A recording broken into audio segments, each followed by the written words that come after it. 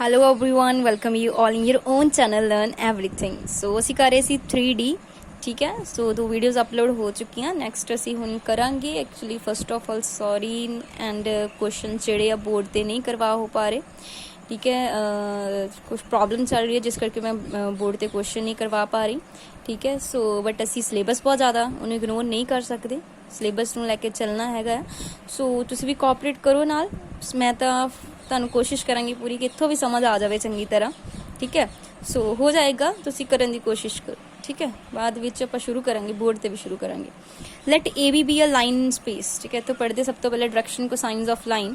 ਉਹਦੇ ਲਈ A B ਕੋਈ ਲਾਈਨ ਸਪੇਸ ਲੈ ਲਈ, ਸਪੇਸ ਦੇ ਵਿੱਚ ਆਪਾਂ ਕੋਈ ਲਾਈਨ ਲੈ ਲਈ A B.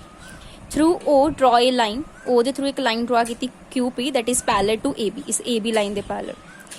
Let the ray OP make angle alpha, beta and gamma with OX. This is with OX, it making the angle alpha, and gamma with OY and beta with OY and gamma with OZ. Clear? So ये alpha, beta, gamma ਜਿਹੜੇ ਤਿੰਨ angle ਬਣਾਉਂਦੇ ਪਏ ਆ। A B ਕੋਈ line ਲੈ ਲਈ space, ਉਹਦੇ ਪੈਰਲਲ ਮੈਂ ਕਿਊ ਪੀ ਕੋਈ ਲਾਈਨ ਲੈ ਲਈ ਆ, ਠੀਕ ਹੈ, ਕਿਊ ਪੀ। ਐਂਡ ਇਹ ਲਾਈਨ ਐਕਸ ਐਕਸਿਸ ਨਾਲ OX, OY and OZ ਨਾਲ ਐਂਗਲ ਬਣਾ ਰਹੀ alpha, beta and Gama. then the ray AB also make same angle, ਇਹ ਲਾਈਨ ਵੀ ਸੇਮ ਐਂਗਲ ਹੀ ਬਣਾਏਗੀ, ਠੀਕ ਹੈ, ਸੇਮ ਐਂਗਲ ਹੀ ਹੋਣਗੇ ਇਹਦੇ, ਠੀਕ ਹੈ, with the direction of these coordinate axis। then ਜੇ ਮੈਂ ਉਹਦਾ cos ਲੈ ਲਵਾਂ, cos alpha, cos beta and cos gamma, ਇਹਨੂੰ ਬੋਲਦੇ ਆਪਾਂ ਡਾਇਰੈਕਸ਼ਨ ਕੋਸਾਈਨਸ। ਡਾਇਰੈਕਸ਼ਨ ਦੀ ਗੱਲ ਹੋ ਰਹੀ ਆ, x ਐਕਸਿਸ ਵੱਲ ਨੂੰ, y ਵੱਲ ਨੂੰ, z ਵੱਲ ਨੂੰ। ਕੋਸਾਈਨ ਕਿਉਂ ਨਾਮ ਕਿਹਾ? cos ਐਂਗਲ, ਠੀਕ ਹੈ। Direction cosines of ray A B को लाइन स्पेस चाहिए की हो गई डायरेक्शन कोसाइंस। देखो बहुत ईजी है। सो इनू आपां डिनोट किद्दां करदे हां? एल एम एन दे नाल। ये असीं ब्रैकेट्स यूज करते हैं। एल होएगा कॉस अल्फा, एम होएगा कॉस बीटा एंड एन होएगा कॉस गामा। सब तो पहली गल ये तुहानूं क्लीयर होनी चाहिए, ठीक है। उस तो बाद हैगा आ the direction cosines of the axis. ये बहुत इंपॉर्टेंट आ, वैरी इंपॉर्टेंट हैगा तुहाडे कोल जिहड़ी डायरेक्शन कोसाइंस की गल कीती आ। देखो एक्स एक्सिस नाल पेपर च आ गया। हुण देखो एक्स एक्सिस ते ये तीनों एक्सिस तो आपस च परपेंडिकुलर हुंदे आ, ठीक है। एक्स एक्सिस नाल एंगल जिहड़ा अल्फा दा ओह तां की होएगा 0। बाकी जिहड़े वाई ते जेड ओहदे परपेंडिकुलर आ ओह की हो जाएंगे 90 90। सो कॉस 0 दा कितना हो जाएगा? कित्थे पुट करना आपां? कित्थे हैगे साडे कोल एंगल ये कॉस अल्फा। इहनूं लिख सकदे आपां, इत्थे लिख लैंदे आ। जदों इहनूं तुसीं लिखोगे ये एल एम एन दी रिप्रेजेंटेशन की हो जाएगी cos alpha, cos beta and cos gamma. Clear? So alpha जो 0 पुट करोगे कॉस 0 ਤੁਹਾਡੇ ਕੋਲ ਕਿੰਨਾ ਹੁੰਦਾ? 1 ਹੁੰਦਾ ਨਾ। एंड फिर कॉस 90 0 90 0। इदी जिवें वाई एक्सिस ते पता करनी, वाई एक्सिस ते वाई वाला 0 हो जाना, ये दोनों 90 हो जाने।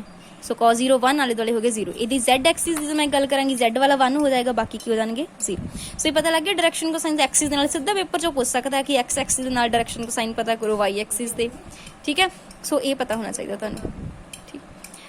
नैक्सट जिहड़ा आ आपां करांगे relation between direction cosines of a line. इन्हां आपस च डायरेक्शन कोसाइंस का की रिलेशन आ? तुसीं डायरैक्ट इनू रिलेशन याद रखना, बहुत इंपॉर्टेंट रिलेशन आ।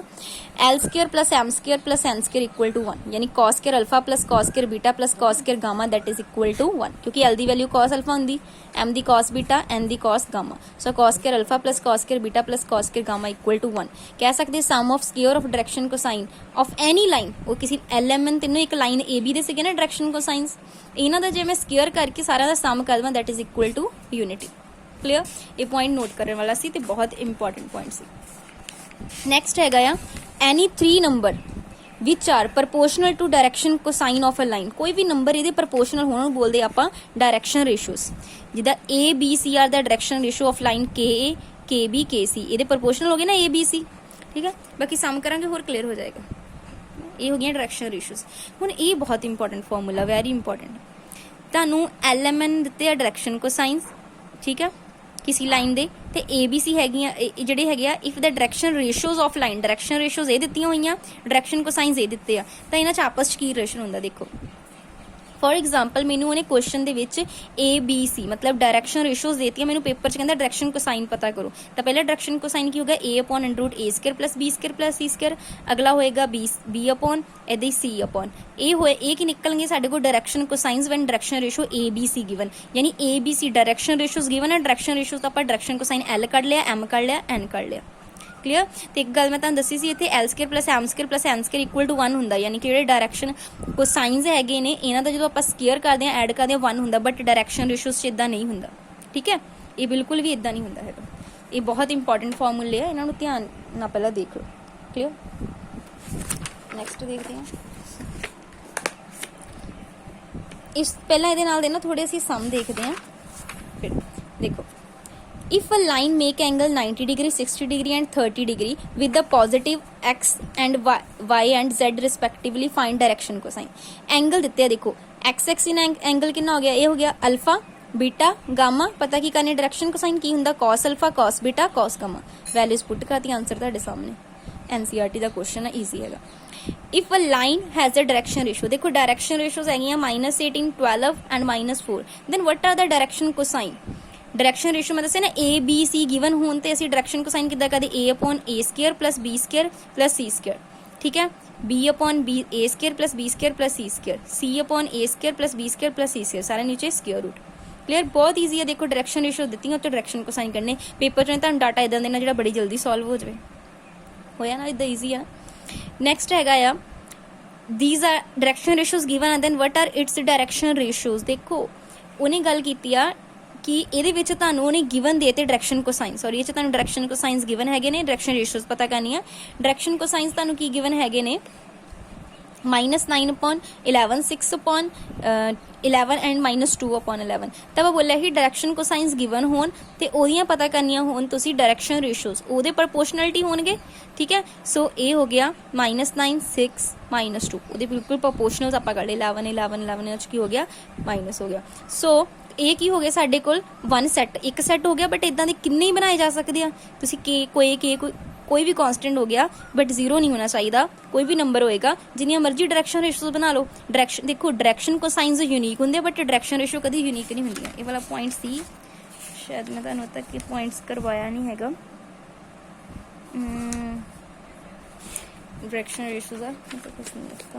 देखो इत्थे एक पॉइंट देखो, there are infinitely many set of direction ratio, बहुत सारे सैट हो सकते, के दी वैल्यू जो मर्जी पुट करी जाओ तुसी, ए 3A 2A जो 3A 3B 3C 2A 2B 2C 5A जो मर्जी बना लो। सो इनफाइनाइट सैट बनता डायरेक्शन रेशो का, बट डायरेक्शन कोसाइंस जिहड़े वो यूनिक होंगे, ये भी याद रखना, पेपर च पूछा जा सकता किहड़े यूनिक होंगे किहड़े नहीं यूनिक होंगे, एक इंपॉर्टेंट पॉइंट है, ठीक है।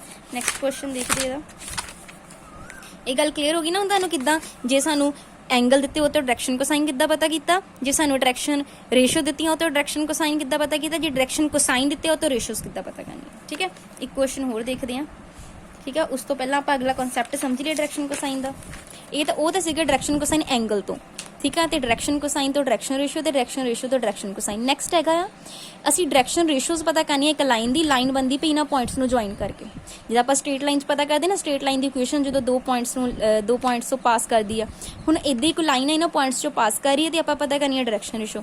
सिंपल आ x2 - x1 upon summation x2 - x1 the whole square plus y2 - y1 upon x2 - x1 the summation the whole square, ऊपर सारा स्क्वायर रूट। ये वाला पॉइंट नोट हो गया। हुण इहदा क्वेश्चन देखते हैं किद्दां करना। देखो क्वेश्चन हैगा साडे कोल, उसी का तुहाडे कोल फॉर्मूला, हुण आपां देखते हैं क्वेश्चन। क्वेश्चन है find the direction cosine of a line joining the point देते पता की करनी डायरेक्शन कोसाइन। देखो फॉर्मूला सीगा x2 - x1 अपॉन वाला असी ये वाला डिस्टेंस पता कर लेना, y2 - y1 upon this is actually distance, जो समीशन पा के लिखा है ना, that is the distance of वाला, ठीक है, दैट इज इक्वल टू विचकार डिस्टेंस। हुण डिस्टेंस फॉर्मूला ला के डिस्टेंस दा कर लोगे, x2 - x1 the square plus y2 - y2 the square plus z2 - z1 the square, मैं तुहानूं कराया, ये आ गया √77, ठीक है। ऊपर की कर देना x2 - x1 y2 - y1 z2 - z1, simple आ।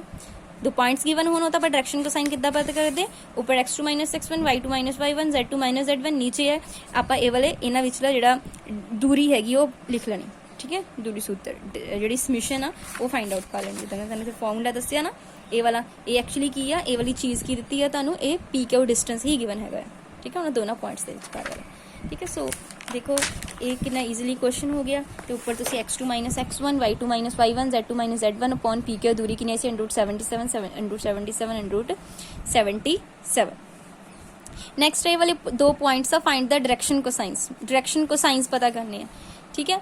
सो ये वाले सम दे विच उन्हें की कीता आ, द गिवन पॉइंट्स ले ले, ठीक है, एंड उन्हें गल कीती आ ओरिजन की नाल गल की ओरिजन तो न्यू डायरैक्शन कोसाइन बना लांगे। पहला आप देखो सारे दे डायरैक्शन कोसाइंस बना लो। ओ ए तो 2 पॉइंट दिते ओरिजन तो देखना ओ ए ओ बी ते ए बी दे, ठीक है। सब तो पहले असीं देख लिया ओ ए दैट इज 1 - 0 2 - 0 -2 - 0। इदां असीं ओ बी दे निकाल लवांगे 3 - 0 -4 - 0 5 - 0, ठीक है।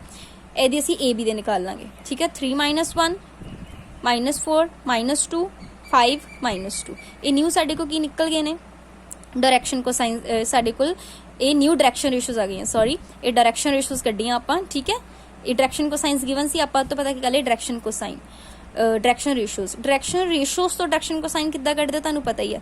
This upon A square plus B square plus C square next point upon इहदी सारिਆਂ ਦੇ ਤੁਸੀਂ कर लोगे। ये सारे ਤੁਹਾਡੇ ਕੋਲ ਕੀ आ जाएंगे डायरैक्शन कोसाइंस, ठीक है। इन्ना टफ सम नहीं आएगा, सिंपल वाली जरूर याद रखने हैं, बट ये भी याद रखो कि ओरिजन तो बनाने किद्दां है। डायरैक्शन कोसाइंस गिवन है ने, ठीक है। These are the 2 points of direction. ये पॉइंट्स है ने 2 points find the direction cosines. Direction cosine आपां पता करने आ, पॉइंट्स सानू गिवन है O A O B and A B, but जो सानू पॉइंट्स गिवन आ ओरिजन तो पता करना सब तो पहले आपां डायरैक्शन रेशोज पता कर सकते हैं। डायरैक्शन रेशोज तो आपां पता करांगे डायरैक्शन कोसाइन। अगे ना एक बहुत ज़्यादा इंपॉर्टेंट क्वेश्चन है जिहदा रिजल्ट तुसीं एज इट इज याद रखना, पर समझा मैं दिंदी हाँ। Find the direction cosine of line which make equal angle. देखो डायरैक्शन कोसाइन की cos alpha cos beta and cos gamma, but angle कहता इक्वल आ, यानी कि सारे तुसीं अल्फा भी लै सकते हो। मैं पढ़ाया सी ना L square plus M square equal to 1। L की हुंदा cos alpha, M cos beta, gamma ते एन की हो गया एल एम एन, एन की हो गया कॉस गामा। सो ये सीगा सानू पता cos square alpha plus cos square beta plus cos square gamma is equals to 1, that is L square M square N square सारा दा प्लस की हो गया 1। But alpha beta gamma are same, so cos alpha equal to cos beta equal to cos gamma. इतने सारे cos alpha कर दो 3, cos square alpha equal to 1, cos alpha is equals to plus minus 1/3 1/√3। So cos alpha equal to cos beta equal to cos gamma.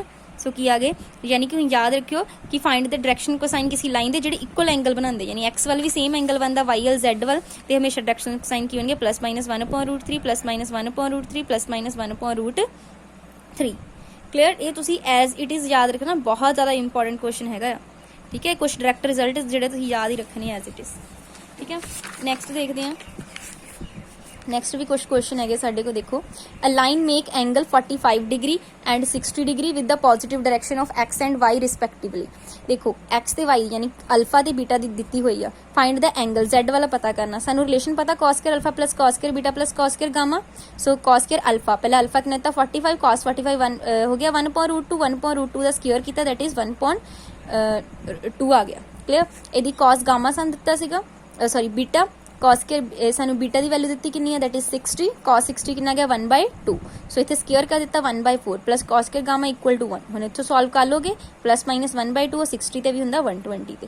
देखो मतलब इक्को relation तो किन्ने सारे सम बन रहे, तुसीं ये गल चीज़ देखो कि कॉस के अल्फा प्लस कॉस के बीटा प्लस कॉस के गामा कितनी इंपॉर्टेंट प्रॉपर्टी है जी बार बार यूज हो रही है। क्लियर। सो एक होर है डायरैक्ट रिजल्ट तुसीं याद रखना, ये बहुत इंपॉर्टेंट रिजल्ट है। If alpha beta and gamma are direction angle of a line, ठीक है। ये दिते हुए आ एंगल दिते हैं, असीं प्रूव करना cos 2 alpha plus cos 2 gamma 2 beta plus cos 2 gamma plus 1 equal to 0। वैसे तुसीं ये डायरैक्ट रिजल्ट याद रखना, पर मैं समझा भी दिंदी है किद्दां होना। cos square alpha plus cos square beta plus cos square gamma ये सानू पता इक्वल टू इन्हां सारिਆਂ ਦਾ प्लस की हुंदा 1।